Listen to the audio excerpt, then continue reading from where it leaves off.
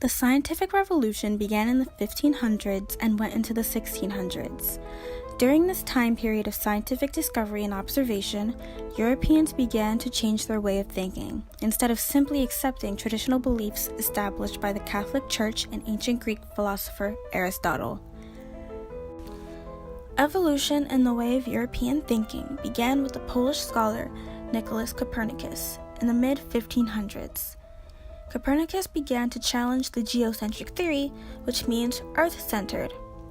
The geocentric theory was the theory that the Earth was at the center of the universe with the planets revolving around it.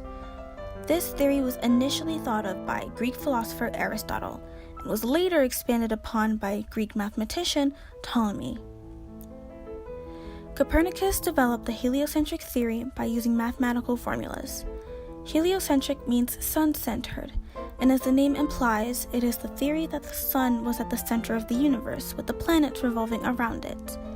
But, of course, Copernicus' theory was rejected by the church and others around him, especially since it went against the church's teachings and traditional ideas. Later on, in the early 1600s, came an Italian astronomer, Galileo Galilei. Galileo went on to further prove and support Copernicus' heliocentric theory by observing the skies with his handmade telescope. Galileo published his findings in a small book called Starry Messenger. His findings included Jupiter having 4 moons, the sun having dark spots, and the moon having a rough, uneven surface. His findings totally went against Aristotle's theory that the moon and stars were perfect. His findings also clearly supported Copernicus' theory, leading to a lot of controversy. The Catholic Church warned Galileo about supporting Copernicus, and that kept him quiet for a while. However, he later published another book called Dialogue Concerning the Two Chief World Systems that blatantly supported the ideas of both Copernicus and Ptolemy. The church leaders didn't like Galileo's ideas, so they put him on trial with the threat of torture and death if he didn't take back his ideas. So he did, and he was sentenced to house arrest for the rest of his life until later dying in 1642. A difference between Galileo and Copernicus is that Galileo actually publicly released his ideas to the public during his life. Copernicus actually only published his ideas towards the end of his life and wrote the book On the Revolution of the Heavenly Bodies, which you probably won't even remember or care to remember because, well, neither did I. In the years before Galileo published his ideas to the public in the book Starry Messenger in 1610, there was a German mathematician called Johann Kepler, who was the assistant of Danish astronomer Tycho Brahe. But he isn't super important here. Kepler studied Brahe's data of planetary movements and used math to come up with the conclusion that planets move in an elliptical or oval orbit, rather than a perfect circle. Today, we still use Kepler's ideas of an elliptical orbit. Later, in the mid-1600s, after the findings of Copernicus, Galileo, and Kepler, an English scientist by the name of Isaac Newton basically brought together their ideas and came to discover the law of gravity. Newton believed that all objects were affected by the forces of gravity equally, and the degree of attraction depended on the object's mass. He later published his ideas in a book called The Mathematical Principles of Natural Philosophy. Today, this book is regarded as one of the most important scientific books ever written.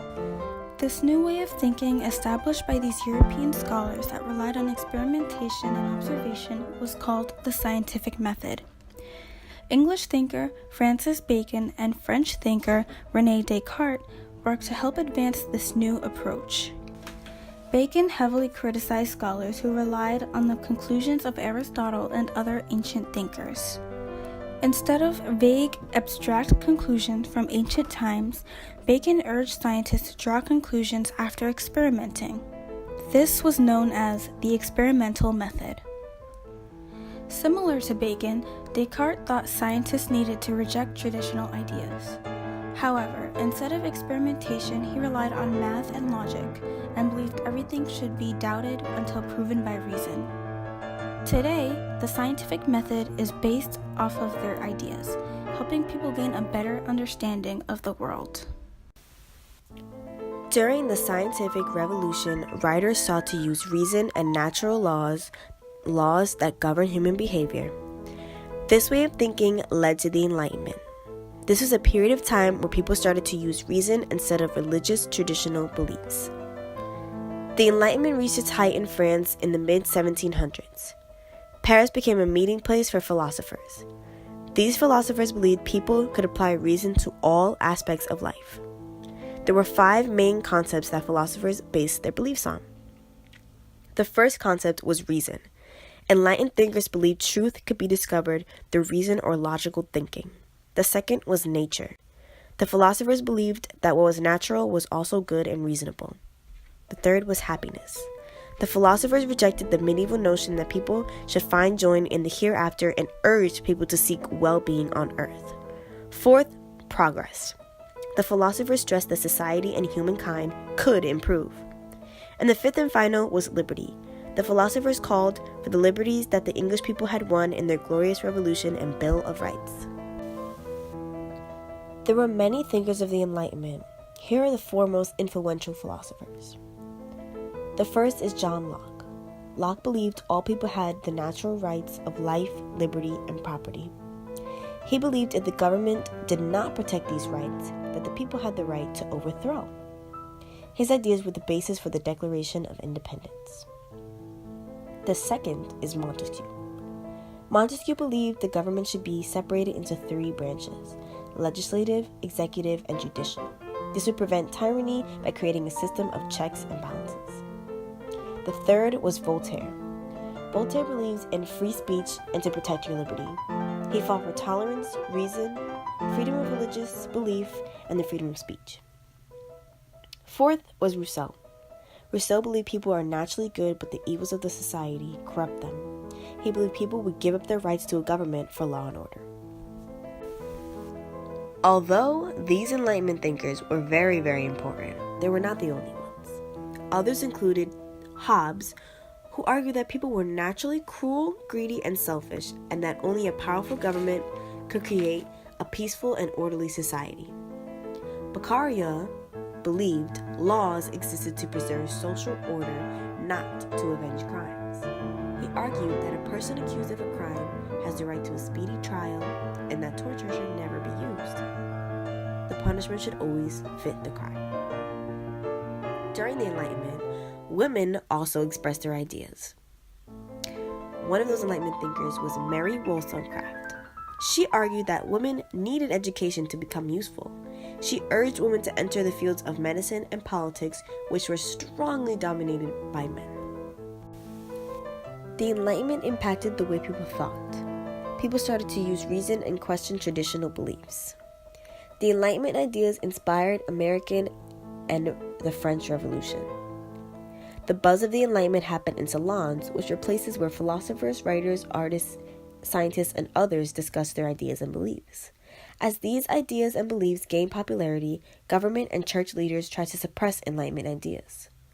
The monarchs that accepted Enlightenment ideas were known as enlightened despots or absolute rulers who used their power to reform society. These enlightened despots include Maria Theresa, which was an Austrian ruler who implemented several reforms. She improved the tax system by forcing nobles and clergy to pay taxes. She also absorbed Enlightenment ideas on education and made primary education available to children in her kingdom. The next is Joseph II, Maria Theresa's son. He was the most radical enlightened despot. He modernized Austria's government, but he chose officials for talent rather than status. He implemented legal reforms. He also practiced religious tolerance, ended censorship, and abolished serfdom. But eventually his reforms were later overturned. In conclusion, the various European scholars and philosophers paved the way for the Enlightenment, or the Age of Reason. Both the Scientific Revolution and the Enlightenment greatly influenced and changed the way people think about the world around them. And even today, we base our ideas off these European scholars. In conclusion,